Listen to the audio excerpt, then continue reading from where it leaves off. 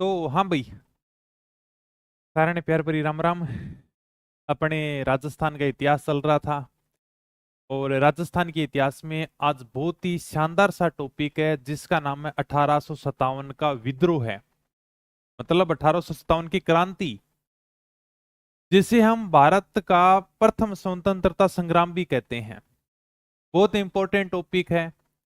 यहां से examiner question जरूर पूछेगा। अगर 1857 की क्रांति कामयाब हो जाती तो शायद हम 90 साल पहले आजाद हो जाते। लेकिन इतिहास में तो की जगह नहीं है कि ऐसा हो जाता तो हमें ये परिणाम देखने को मिलते। क्रांति कामयाब हुई नहीं, इसलिए हम जाकर 1947 के अंदर आजाद होते हैं। ये वही 1857 की क्रांति है जिसको हम बचपन से पढ़ते आ रहे हैं। इसकी बहुत फेमस कविता हम सब ने खूब सुनी है, याद भी की है। अगर तुम्हें याद नहीं है तो तुम्हें मैं दो चार लाइनें सुनाता हूं। सिंहासन हिल उठे राजवंशों ने भ्रकुटी तानी थी, बूढ़े भारत में भी आई फिर से नई जवानी थी। गुमी हुई आजादी की कीमत हम सब ने पहचानी थी, दूर फिरंगी को करने की हम सब ने मन में ठानी थी। चमक उठी सन 57 में वह तलवार पुरानी थी, बुंदेले हर बोलों के मुंह से हमने सुनी कहानी थी। खूब लड़ी मर्दानी वह तो झांसी वाली रानी थी। हमने खूब इसके बारे में कविताएं गाई हैं। छोटी क्लासों में ये कविता अपने को देखने को मिलती थी।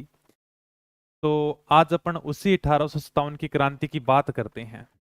अब बात करते हैं कि ये 1857 की क्रांति भड़की क्यों थी, ऐसा क्या कारण था। देखो, भारत की जनता पहले अंग्रेजों से दुखी थी। अंग्रेजों ने भारतीयों का खून चूसने में कोई कमी नहीं छोड़ी थी। राजाओं के पास में जो अधिकार थे वो सब अंग्रेजों ने छीन लिए थे। जब 1848 में लॉर्ड डलहौजी भारत का गवर्नर जनरल बनकर आता है तो उसने आते एक नया नियम लागू कर दिया था। उसने ये कहा कि अगर किसी राज्य के शासक की मृत्यु बिना उत्तराधिकारी के हो जाती है, उसके कोई बेटा नहीं है, तो उस राज्य को हम ब्रिटिश साम्राज्य में मिला लेंगे। क्या राजा बच्चे को गोद भी नहीं ले सकेगा क्या। इसी के तहत डलहौजी ने 1848 में सतारा को मिला लिया था, 1839 में संबलपुर, जैतपुर, 1853 में झांसी के ऊपर भी अंग्रेजों ने अधिकार कर लिया था। बड़ी शानदार लाइनें हैं कि बुझा दीप झांसी का तब डलहौजी मन में हर्षाया, राज्य हड़प करने का उसने ये अच्छा अवसर पाया। फौरन फौजें भेज दुर्ग पर अपना झंडा फहराया, लावारिस का वारिस बनकर ब्रिटिश राज्य झांसी आया। अनुनय विनय नहीं सुनता विकट फिरंगी की माया, व्यापारी बन दया चाहता है जब यह भारत आया। डलहौजी ने पैर पसारे अब तो पलट गई काया, राजाओं नवाबों को भी उसने अपने पैरों से ठुकराया। धीरे धीरे लोगों के मन में थोड़ी सी क्रांति भड़क ही रही थी। सारे के सारे दुखी थे। इसके अलावा भी अंग्रेज राजाओं के मामले में ज्यादा ही हस्तक्षेप करने लगे थे। हमने जैसे ब्रिटिश आधिपत्य में पढ़ा था, इन्होंने नमक है, अफीम है, इसके ऊपर अधिकार कर लिया था। जनता अंग्रेजों से भड़की हुई थी और जब जनता का गुस्सा फूटता है तब एक नई क्रांति जन्म लेती है, जो आज अपन पढ़ने जा रहे हैं, जिसका नाम है 1857 की क्रांति। ये अपना टॉपिक है, बड़ा प्यारा सा टॉपिक है, आराम से पढ़ेंगे। कोई भी एग्जाम हो यहां से आपको क्वेश्चन देखने को मिलेगा भी।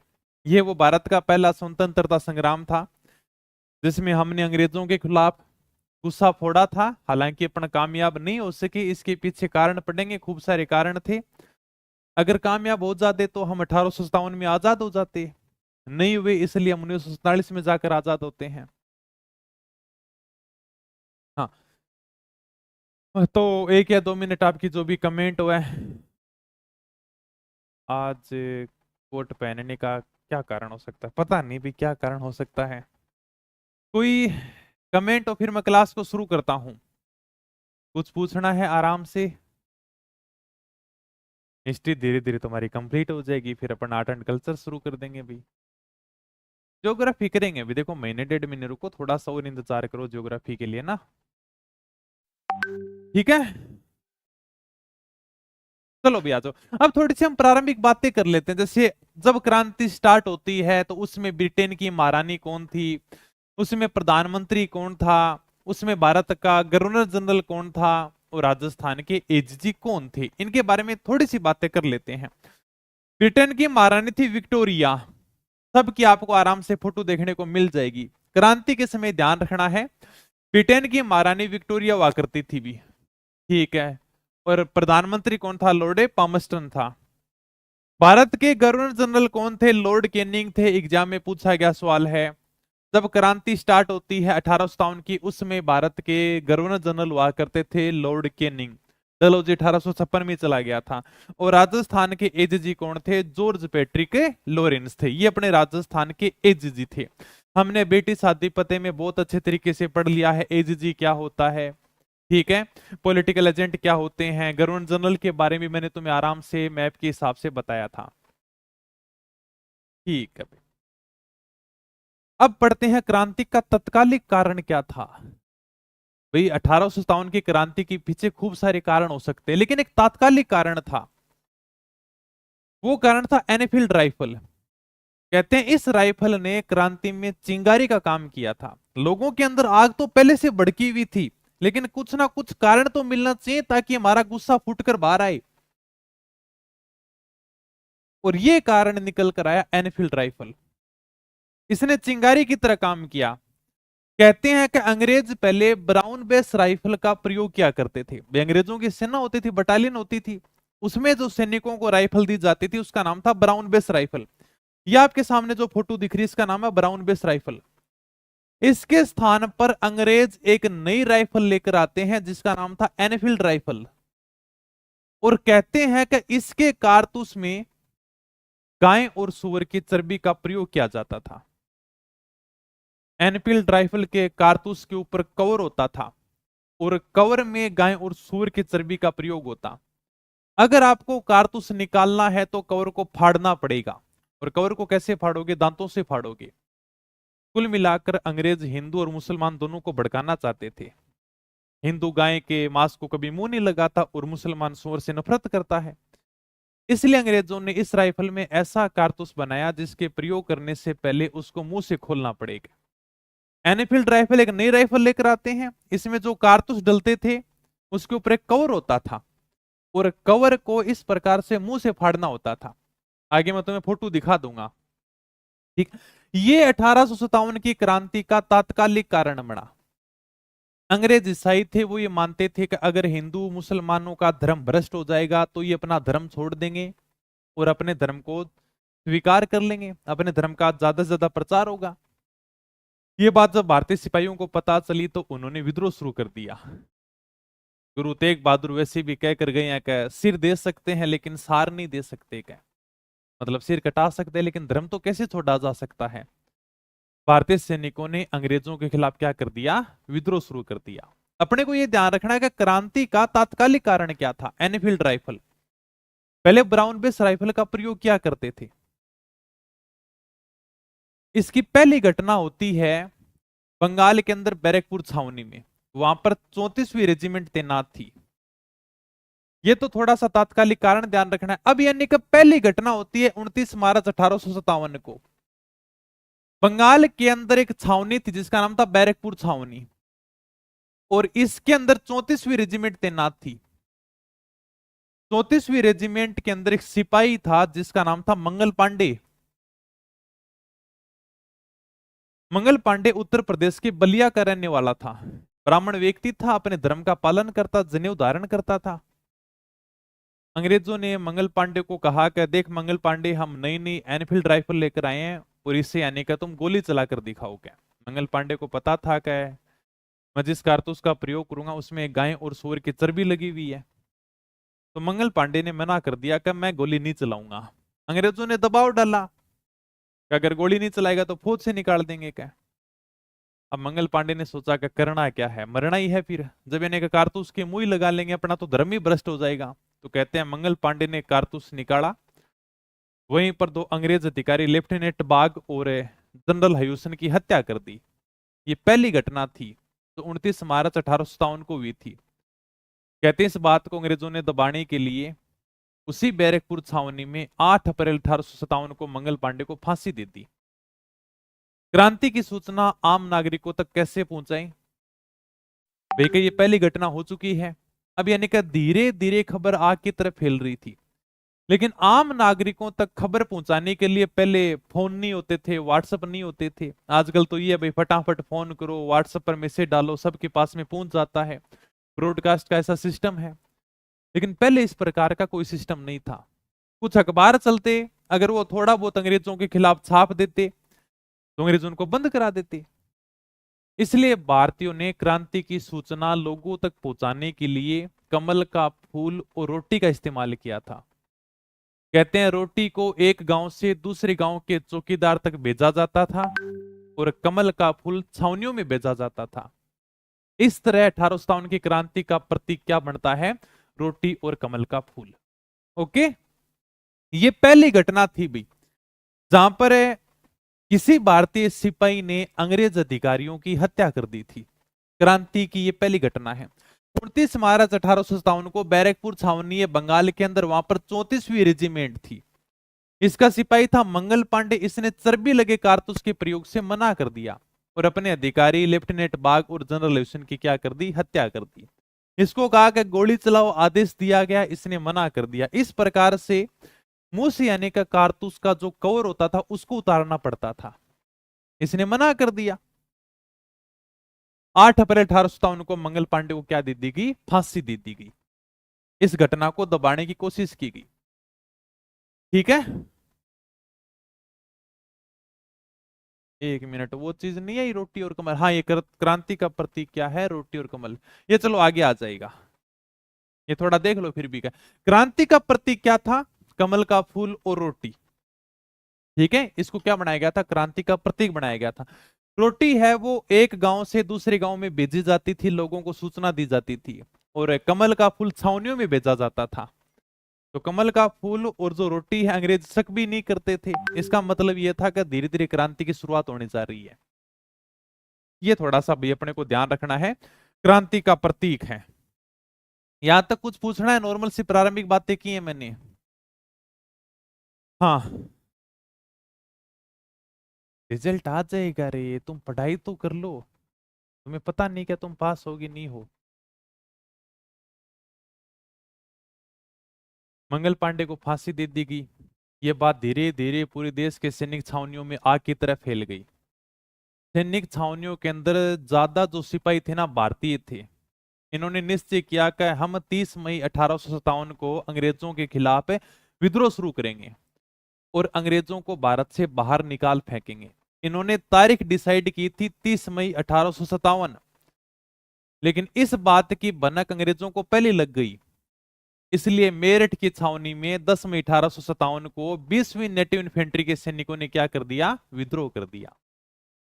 सैनिकों ने मेरठ छावनी को लूट लिया। इसके बाद ये अगले दिन 11 मई 1857 को दिल्ली के ऊपर अधिकार कर लेते हैं। कुल मिलाकर इन्होंने ये निश्चय किया था क्रांतिकारियों ने कि हम 30 मई 1857 को क्या करेंगे? क्रांति करेंगे, सब मिलकर एक साथ में, सभी छावनियों में एक साथ में क्रांति होगी। लेकिन यह बात अंग्रेजों को पहले ही पता चल गई कि हमारे खिलाफ क्या हो रहा है? षड्यंत्र हो रहा है। तो इनको पहले क्रांति करने की जरूरत पड़ गई। भारत में क्रांति की शुरुआत होती है मेरठ से। ये आपके सामने मेरठ छावनी है। 10 मई 1857 को मेरठ छावनी के अंदर 20वीं नेटिव इन्फेंट्री थी। नेटिव इन्फेंट्री का मतलब होता है पैदल सेना। ये सब के अलग अलग नाम हैं, इनकी बटालियन के नाम हैं। तो 20वीं नेटिव इन्फेंट्री ने भी चर्बी वाले कारतूस के प्रयोग से मना कर दिया कि हम भी एनफील्ड राइफल का प्रयोग नहीं करेंगे। और 11 मई 1857 को इन्होंने जाकर दिल्ली के ऊपर अधिकार कर लिया। क्रांतिकारियों के सामने सबसे बड़ी समस्या यह थी कि यार हमारा नेतृत्व कौन करेगा, क्योंकि नेतृत्वकर्ता होना बड़ा जरूरी है। सारे के सारे आ जाएंगे लेकिन इनका नेतृत्वकर्ता कौन होगा? क्या सबसे बड़ी समस्या यह थी। फिर किसी ने कहा यार कि अंग्रेजों के आने से पहले भारत में किसका शासन था? बोलेगा पहले तो मुगल बादशाह शासन करता था। आजकल मुगल बादशाह कौन है? क्या बोलेगा आजकल तो बहादुर शाह जफर है। क्या तो फिर वही हम सब क्रांतिकारियों का नेतृत्व करेंगे। बेचारे मुगल बादशाह को ढूंढा गया और इनको कहा गया कि बहादुर शाह जी आप 1857 की क्रांति का नेतृत्व करोगे। तो इनको नेता घोषित कर दिया गया। ठीक है, तो यहां से शुरुआत होती है। मेरठ छावनी वर्तमान के अंदर भी अभी पहले अंग्रेजों की सेना रहती थी, वर्तमान में भारतीय सेना रहती है। इसी प्रकार से अंग्रेजों की छावनियां हुआ करती थी, ये देख लो छावनियां, जहां पर आज फौज रहती है वो भी तो एक छावनी है। ठीक है, ओके। तो यहां से भारत में क्रांति की शुरुआत हो जाती है। 11 मई 1857 को इन्होंने दिल्ली के ऊपर अधिकार कर लिया, और अंतिम मुगल बादशाह, इसके बाद में कोई मुगल बादशाह नहीं है, अंतिम मुगल बादशाह यही थे जिनका नाम था बहादुर शाह जफर सेकंड। इनको क्रांति का नेता घोषित कर दिया गया। आप हम सब का क्या करोगे, नेतृत्व करोगे क्या। ओके, ठीक है। चलो भी आगे, ये मैंने तुम्हें बता ही दिया। क्रांति का प्रतीक क्या है, कमल का फूल और रोटी। अब अपने को देखो नॉर्मल सी थोड़ी सी बातें ध्यान रखनी है। आगे जो अपन ने दे रखा है क्या, अब थोड़ा सा राजस्थान के हिसाब से पढ़ लेते हैं। ये कुछ थोड़ी सी प्रारंभिक बातें थी जहां से एग्जामिनर कभी सीधा सीधा क्वेश्चन पूछ लेता है।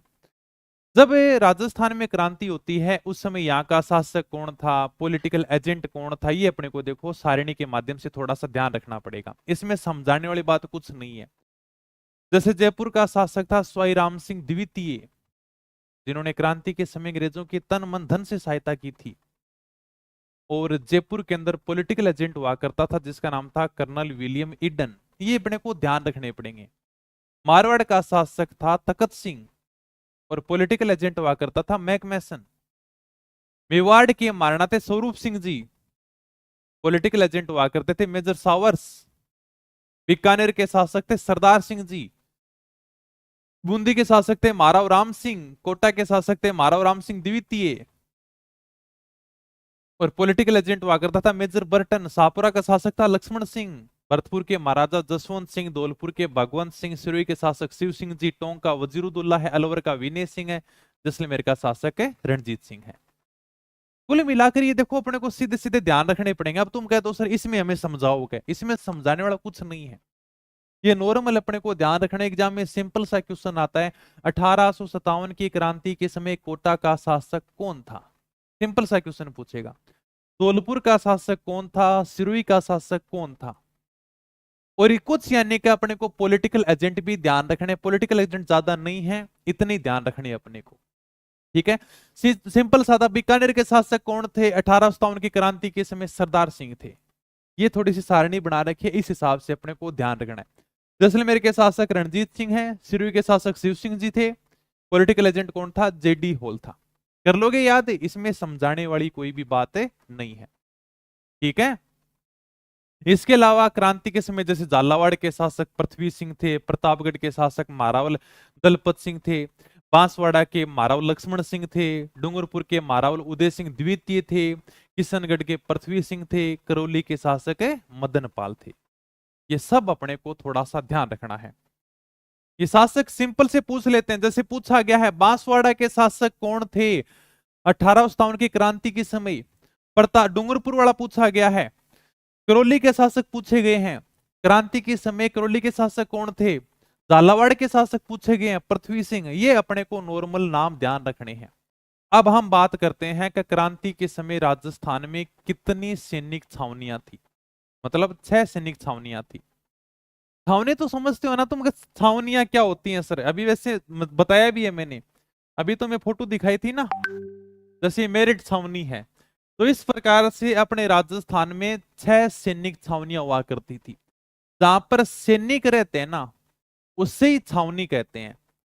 आज भी अगर कोई जिले में छोटी मोटी लड़ाई दंगा हो जाता है, उस जिले में पुलिस जाती है, तो अगले दिन अखबार में खबर आती है कि पूरा जिला छावनी में तब्दील हो गया। हमेशा आप इस न्यूज की खबर को हाईलाइट करना, हमेशा आपको यही खबर देखने को मिलेगी कि पूरा जिला छावनी के अंदर तब्दील हो गया। मतलब जहां पर सेना के पुलिस के जवान रहते हैं वो क्या है, छावनी है। तो इस प्रकार से छावनियां हुआ करती थी अंग्रेजों की, जहां पर इनके सिपाही रहते थे। अजमेर के अंदर अंग्रेजों का हेडक्वार्टर था, इसलिए अजमेर के अंदर तो सैनिक रहने बहुत जरूरी है। हमने पढ़ा भी था कि अजमेर के अंदर अंग्रेजों का क्या था, हेडक्वार्टर था भाई।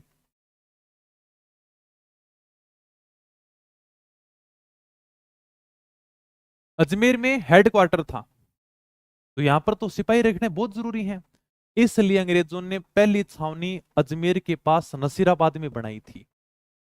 फौज में आज भी रेजिडेंट होती है, जैसे जाट रेजिमेंट है, राजपूत रेजिडेंट है, गोरखा रेजिडेंट है, मेकेनाइज है, आर्मड है, सिख है, मराठा रेजिमेंट है, खूब सारी रेजिडेंट आज भी होती हैं। उसी प्रकार से अंग्रेज पहले रेजिडेंट रखा करते थे, इनके सबके अलग अलग नाम है। तो नसीराबाद के अंदर कहते हैं 15वीं बंगाल नेटिव इन्फेंट्री के सैनिक रहते थे। ये अपने को थोड़ा सा ध्यान रखना है। ये सारणी बना रखी पूरी की पूरी। क्रांति के समय राजस्थान में 6 सैनिक छावनियां थी। पहले तो क्या होता था, सिंपल सैनिक छावनी अपना रट लेते थे और काम चल जाता था। लेकिन अपने को यह भी ध्यान रखना कि यहाँ पर कौन सी रेजिमेंट हुआ करती थी, यानी कि यहाँ पर कौन सी फौज थी, है इनका मुख्यालय कहां पर था, ये सारे के सारे अपने को ध्यान रखने हैं। पहली छावनी लिख के मैंने नसीराबाद, इसका मुख्यालय अजमेर में था। यहां पर 15वीं बंगाल नेटिव इन्फेंट्री के सैनिक तैनात थे। दूसरी छावनी नीमच छावनी। नीमच आज मध्य प्रदेश में है, लेकिन जिस समय छावनी बनाई गई थी तब कहते हैं नीमच राजस्थान का ही भाग हुआ करता था, मेवाड़ के एकदम पास में ही था। और नीमच का सारा जो कंट्रोल है वो मेवाड़ से हुआ करता था।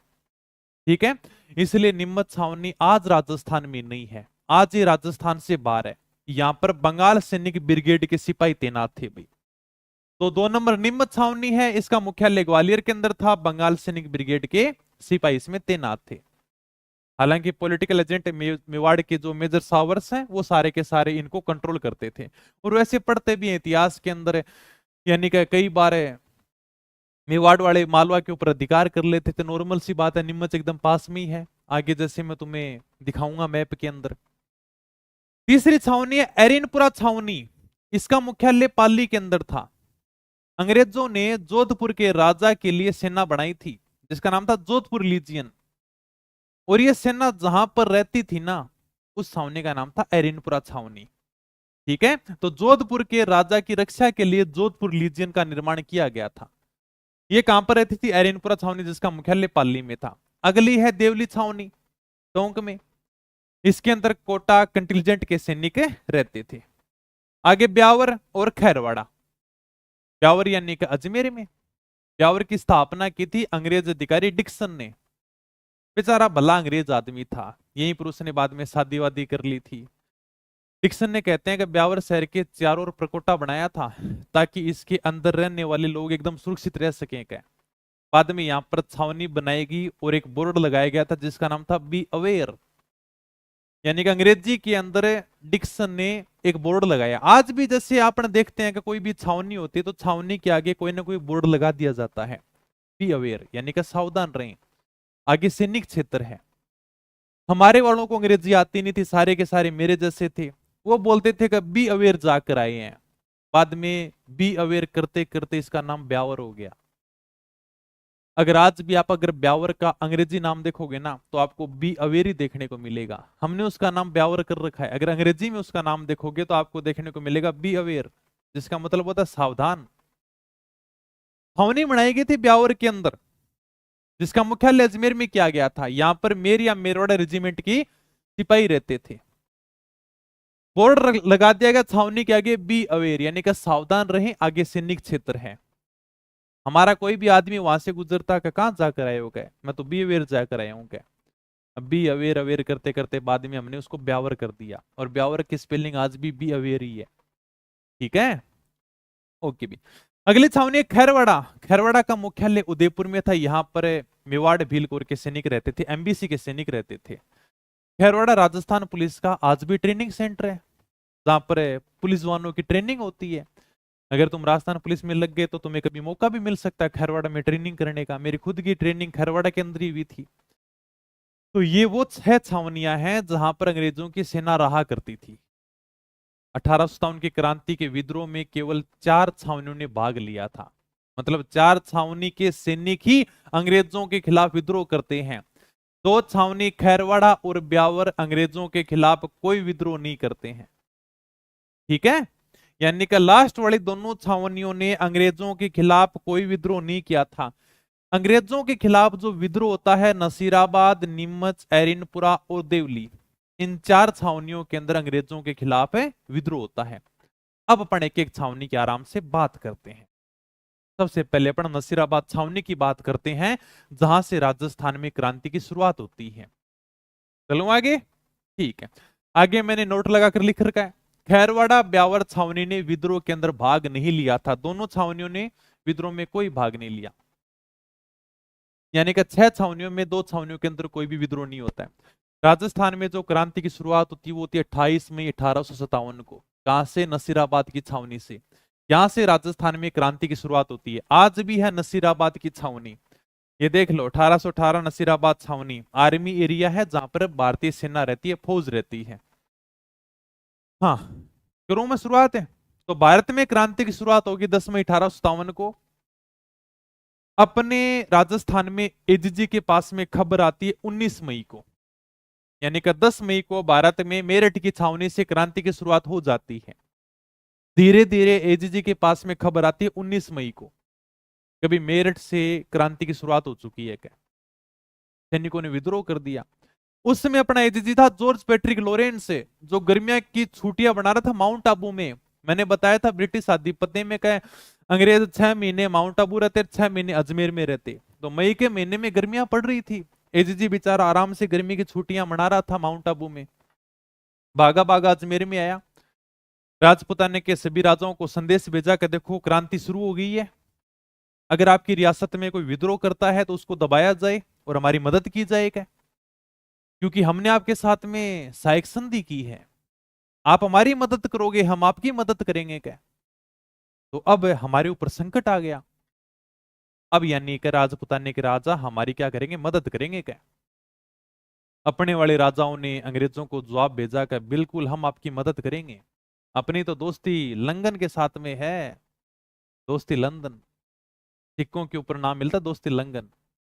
तो अपनी तो दोस्ती जब लंदन के साथ में है तो मदद तो करनी है। शुरुआत यहां से इसलिए होती है कि अजमेर में अंग्रेजों की एक बटालियन थोड़े दिन पहले ही मेरठ से आई थी, जिसका नाम था 15वीं बंगाल नेटिव इन्फेंट्री। अभी मैं तुम्हें आगे दिखा देता हूं। बंगाल नेटिव इन्फेंट्री यानी कि मेरठ से एक छावनी थोड़े दिन पहले ही अजमेर आती है और उसका नाम था 15वीं बंगाल नेटिव इन्फेंट्री। ये बंगाल नेटिव इन्फेंट्री है भाई, पैदल सेना, जिसके अंदर भारतीय सिपाही भर्ती होते थे।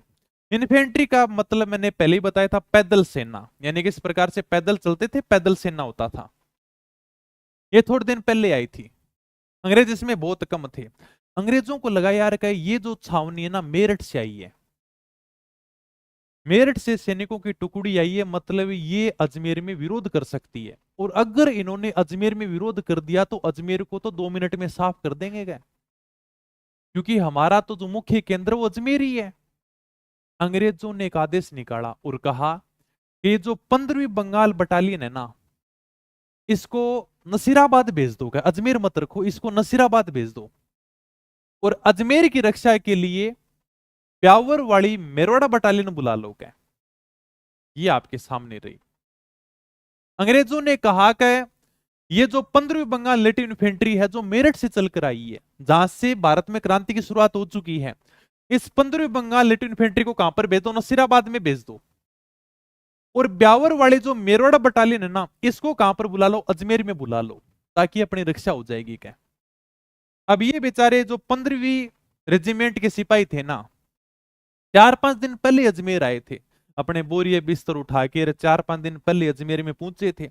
इनके लिए आदेश निकाला गया आपको नसीराबाद जाना है। बेचारों ने वापस अपना सामान उठाया और नसीराबाद के लिए रवाना हो गए। नसीराबाद में जाकर देखते हैं कि हमसे पहले 2 बटालियन और हैं, एक तो थी 30वीं बंगाल नेटिव इन्फेंट्री और एक थी बंबई लासर्स, यानी कि बंबई लासर्स के सैनिक थे, जो तोपखाने की सैनिक टुकड़ी थी वो भी यहां पर विद्यमान थी, और 15वीं बंगाल नेटिव इन्फेंट्री भी पहुंच जाती है।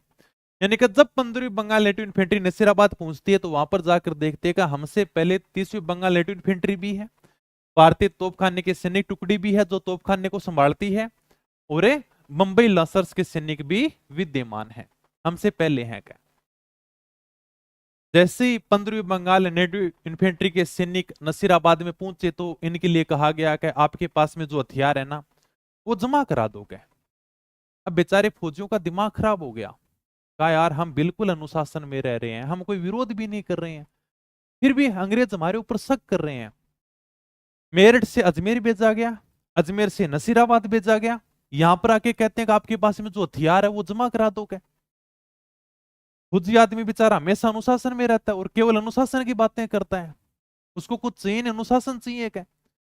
गांव में एक बात आपने सुनी भी होगी, एक फौजी साहब नई नई भैंस लेकर आ जाते हैं।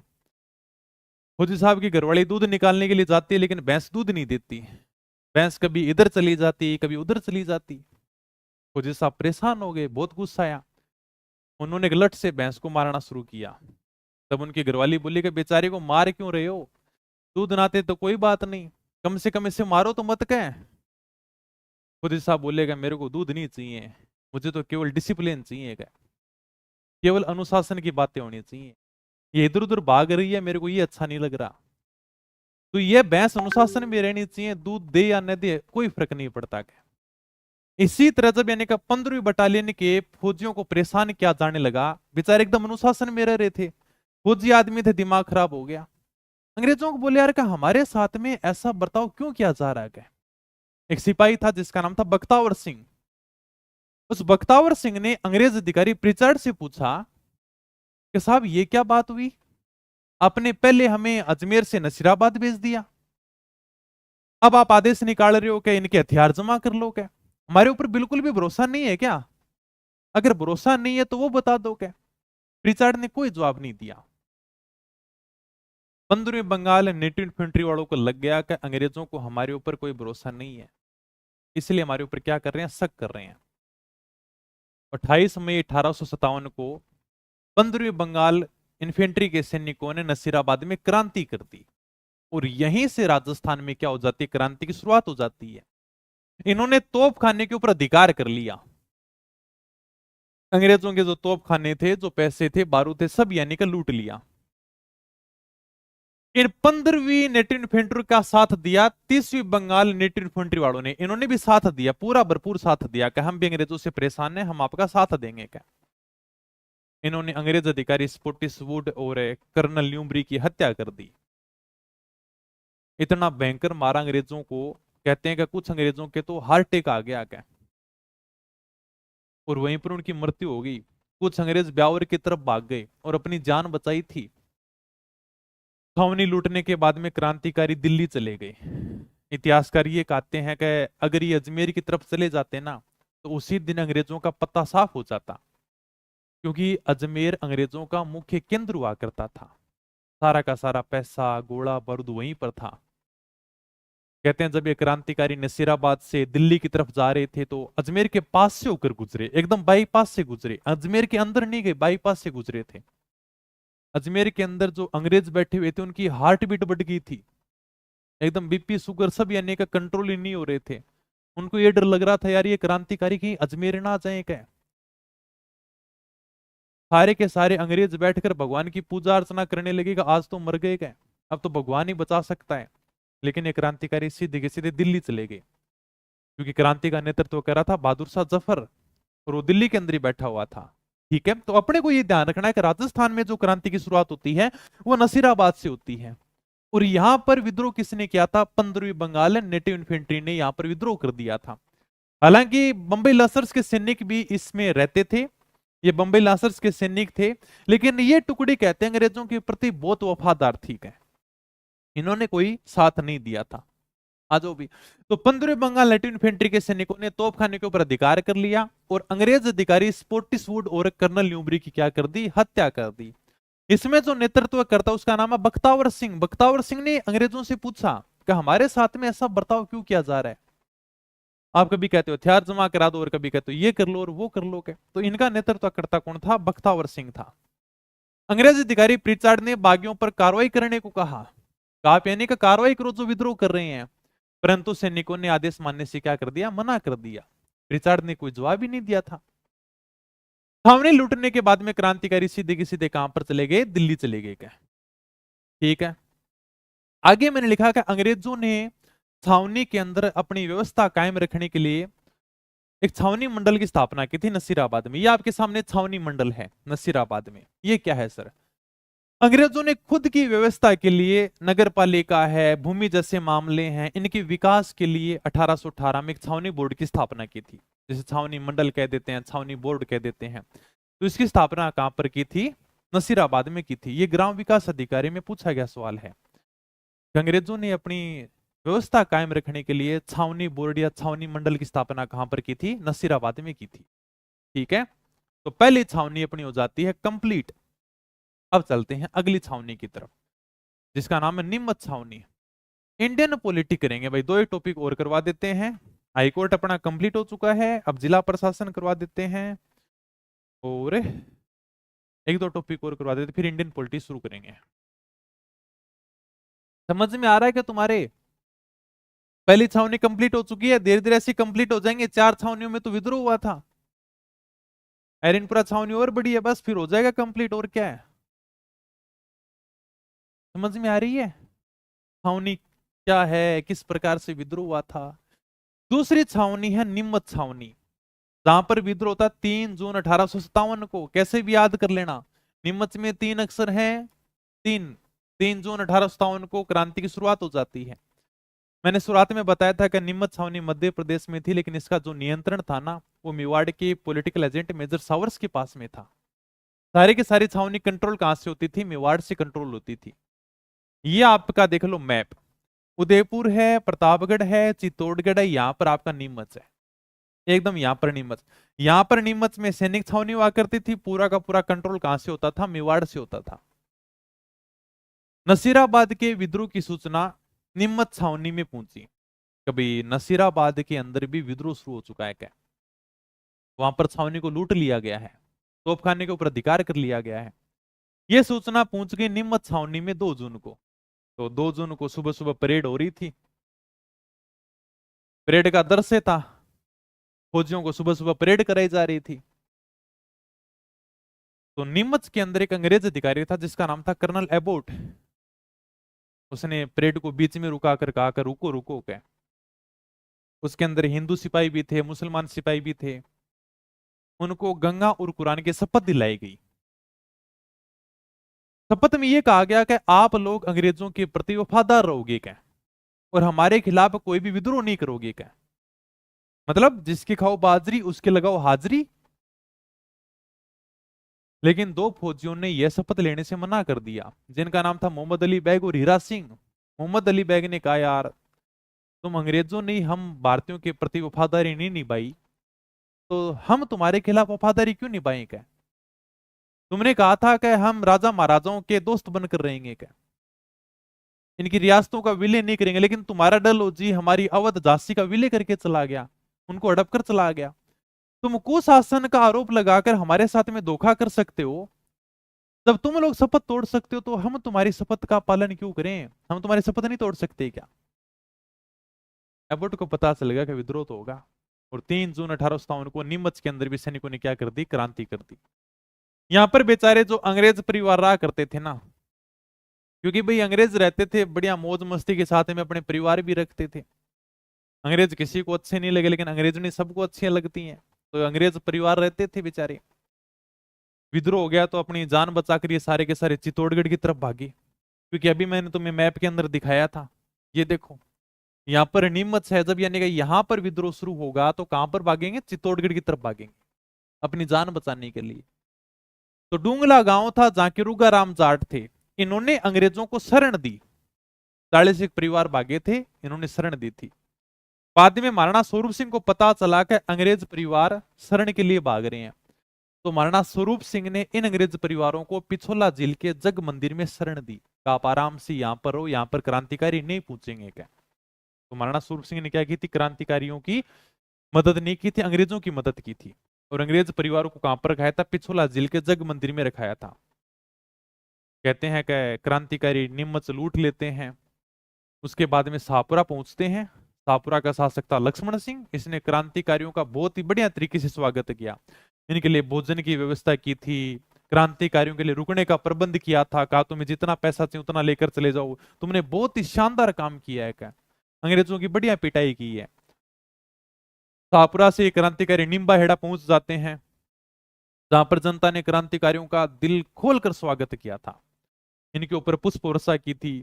बाद में ये क्रांतिकारी देवली टोंक होते हुए सीधे के सीधे दिल्ली में चले जाते हैं। कहते हैं कि नीमच वाले क्रांतिकारी दिल्ली में गए थे तो बीच में आगरा भी आया था, तो आगरा जेल में जो कैदी बंद थे उनको आजाद कर दिया और सरकारी खजाने को इन्होंने लूट लिया था। ओके, तो नीमच के अंदर भी क्रांति कब होती है? 3 जून 1857 को। छावनी मध्य प्रदेश में थी, लेकिन इसका नियंत्रण मेवाड़ के पॉलिटिकल एजेंट के पास में था। सिंपल सा क्वेश्चन कई बार बन जाता है कि कौन सी छावनी राजस्थान में नहीं है, तो नीमच छावनी वर्तमान में राजस्थान के अंदर नहीं है। हालांकि सारा का सारा कंट्रोल मेवाड़ का जो पॉलिटिकल एजेंट होता था वही करता था इसको। अंग्रेज अधिकारी एबोट बोला, सुबह सुबह परेड करा रहा था, 2 जून 1857 की बात, इसके पास में सूचना पहुंच गई। पहले ये तो था नहीं कि भाई जस्ट अगले दिन ही सूचना पहुंच गई, दूरी होती थी, थोड़ा कोई लेटर होता वो आराम से पहुंचता, घोड़े के माध्यम से सूचना दी जाती, ठीक है, उसके ऊपर कोई घुड़सवार जाता, फिर बाद में सूचना पहुंचाता, धीरे धीरे सूचना पहुंचती थी। तो 2 जून 1857 को इन्होंने हिंदू और मुसलमान सिपाहियों को गंगा और कुरान की शपथ दिलाई कि आप लोग हमारे प्रति वफादार रहोगे क्या। तो दो व्यक्ति थे जिनका नाम था मोहम्मद अली बेग और हीरा सिंह। मोहम्मद अली बेग ने कह दिया, अच्छा कि हम तुम्हारे प्रति वफादार रहे, और तुम कितने वफादार थे हमारे प्रति? मोहम्मद अली बेग ने कहा, अंग्रेजों ने अपनी शपथ भंग की है, उन्होंने अपनी शपथ तोड़ दी, तो हम अपनी शपथ का पालन क्यों करें? क्या जब तुमने अवध के ऊपर अधिकार कर लिया, अवध को हथिया लिया, तो हम भारतीय अपनी शपथ का पालन क्यों करेंगे? हम भी अपने शपथ का पालन नहीं करेंगे। इसलिए 3 जून 1857 को नीमच में विद्रोह हो जाता है। यहाँ पर 40 अंग्रेज परिवार रहते थे अपने बीवी बच्चों के साथ में, ये भागे डुंगला चित्तौड़गढ़ की तरफ। वहां पर रूगाराम जाट था, इसने अंग्रेजों को शरण दी। ये बात महाराणा सूरज सिंह को पता चली, ये अंग्रेजों को लेकर पिछोला जेल के जग मंदिर में ले जाते हैं और इनको यहाँ पर आराम से शरण देते हैं। ठीक है भाई। तो शाहपुरा का शासक लक्ष्मण सिंह था ना, इसने क्रांतिकारियों को भोजन और ठहरने की सुविधा दी थी। एग्जाम में पूछा गया क्वेश्चन है, ये क्वेश्चन पूछा गया है कि नीमच के क्रांतिकारियों को किस राजा ने शरण दी थी? यानी अंग्रेजों की मदद कर रहा है मेवाड़ के महाराणा स्वरूप सिंह, और क्रांतिकारियों की मदद करा शाहपुरा का शासक लक्ष्मण सिंह। तो शाहपुरा के शासक लक्ष्मण सिंह ने क्रांतिकारियों के लिए भोजन की व्यवस्था की थी कि आराम से रुको, बढ़िया तरीके से पकवान खाओ, खाने पीने की जो भी तुम्हें जरूरत है, रुकने के लिए अगर प्रबंध चाहिए तो वो भी मैं कर देता हूँ, तुम्हें अगर पैसा चाहिए तो वो भी मैं दे देता हूँ। तो यानी कि ठहरने की सुविधा की। यहां से क्रांतिकारी शाहपुरा से निम्बाहेड़ा चले गए, जहां पर जनता ने दिल खोलकर स्वागत किया कि शाबाश तुमने बहुत बढ़िया काम किया है, अंग्रेजों के खिलाफ यही तुम्हें काम करना चाहिए था क्या। तो जनता ने भी बढ़िया तरीके से स्वागत किया। बाद में ये देवली टोंक होते हुए क्रांतिकारी कहां पर पहुंच जाते हैं? दिल्ली पहुंच जाते हैं। तो देवली छावनी को भी लूटते हुए बाद में सीधा के सीधा दिल्ली रवाना हो जाते हैं। हाँ, नीमच छावनी में आटे के अंदर हड्डी का चूरा मिलाए जाने की बात भी फैली थी भी। ये क्या था? क्या देखो, यानी कि नीमच छावनी के अंदर थोड़े दिनों बाद में मेवाड़ का पॉलिटिकल एजेंट मेजर सावर्स आता है। तब सैनिकों ने कह दिया कि अंग्रेज लोग तो हमारा धर्म भ्रष्ट कर रहे हैं, हमें जिस आटे की रोटियां खिलाई जा रही हैं उसमें हड्डी का चूरा मिलाया जा रहा है क्या। तब मेवाड़ का वकील था अर्जुन सिंह, उसने सैनिकों को समझाया कि सारी की सारी अफवाह है, अंग्रेज ऐसा कुछ नहीं कर रहे क्या, तुम्हारे लिए जो आटा आ रहा है ना वो ए नंबर क्वालिटी का आ रहा है, उसमें कोई भी हड्डी का चूरा नहीं है क्या। अर्जुन सिंह ने उसी समय छावनी के अंदर बैठ कर उसी आटे से रोटियां बनाई और वो रोटियां खाई, तब जाकर नीमच छावनी के जो सैनिक थे वो शांत हुए थे। तो थोड़ी सी अफवाह फैली थी कि नीमच छावनी में सैनिकों को जो आटा दिया जा रहा है उसके अंदर हड्डी का चूरा मिलाया जा रहा है क्या, ये अफवाह फैली हुई थी। तो वहां पर एक अर्जुन सिंह नाम के जाते हैं, मेवाड़ के वकील थे कोई, उन्होंने कहा कि ये सारी की सारी अफवाह है, मैं खुद तुम्हारे सामने बैठता हूँ इसी आटे की रोटियां बना के और मैं खुद खाता हूँ क्या। तब जाकर सारे के सारे सैनिक वापस शांत हो जाते हैं। तो हमने 2 छावनियां कंप्लीट कर ली हैं, तो अपन कल पढ़ लेंगे, छोटे सा तो है, ज्यादा बड़ी क्रांति है ही नहीं। ठीक है, तो एक क्लास में और अपना कंप्लीट हो जाएगा। तो थोड़ा बहुत अगर कुछ पूछना हो तो आराम से पूछ सकते हो। अब मैं तुम्हारी आराम से कमेंट देख लेता हूँ, अब से बातें कर लो, कोई दिक्कत नहीं है। ये था भाई अपना, क्योंकि आराम से पढ़ेंगे ना, पढ़ाने को ठीक है क्लास में हो जाएगा, लेकिन मस्ती से पढ़ो आराम से कम इतना याद कर लेना। क्योंकि कुछ चीजें हैं जैसे शासक हैं, पॉलिटिकल एजेंट है, ये देखो याद करने पड़ेंगे तुम्हें, और वहां से क्वेश्चन बढ़िया बनते हैं, है ना। आपदा प्रबंधन की क्लास हो रही है, ऐप के ऊपर है, ठीक है। और दो तो पॉइंट मैंने कंप्लीट करा दिए, 3-4 क्लासें और बची हैं, 6 क्लासें हो चुकी हैं और 3-4 क्लासें और हैं, उसके बाद में आपदा प्रबंधन तुम्हारा कंप्लीट हो जाएगा। और बताओ। हाँ 3-4 क्लास और बच्चे, ज्यादा बड़ी नहीं है। एक क्लास वैसी थी, 2 नंबर पॉइंट तो समझाने वाला ही नहीं था बिल्कुल भी। उसमें तो देखो अपने को सम्मेलन है, अरे ये कोप सम्मेलन, वो देखो याद ही करने पड़ेंगे अपने को। पीडीएफ ऐप के ऊपर डाल दूंगा अभी क्लास के अंदर। और बताओ, समझ में आएगा थोड़ा बहुत क्रांति क्रांति तुम्हें? ठीक लगा? हाँ, तो इतना ही पढ़ना अपने को, ज्यादा और ज्ञान व्यान नहीं बढ़ाना है। वैसे तो 10 दिन लगा तो क्रांति में, इतना क्या मतलब, अपने को एग्जाम फाइट करना है, ज्यादा ज्ञान बढ़ाना ही नहीं है। चलो भाई, बहुत अच्छा पढ़ाते हो। और कुछ? हाँ, वो मैं करा दूंगा, ठीक है। 2 पॉइंट और बच्चे हैं पॉलिटी के अंदर, उसके बाद में इंडिया पॉलिटी स्टार्ट कर दूंगा। अब छोटे छोटे टॉपिक आराम से इनको कंप्लीट कर देंगे अपन। राजवंश थोड़ा बड़ा टॉपिक है भाई। चलो ठीक है, बाकी क्लास कैसे लगी तुम मुझे बता देना आराम से। इसको अपन कल या परसों तक कंप्लीट कर देंगे, फिर नया टॉपिक ले लेंगे। तो चलो मिलते हैं नई वीडियो में, तब तक धन्यवाद, थैंक यू, जय हिंद, जय भारत।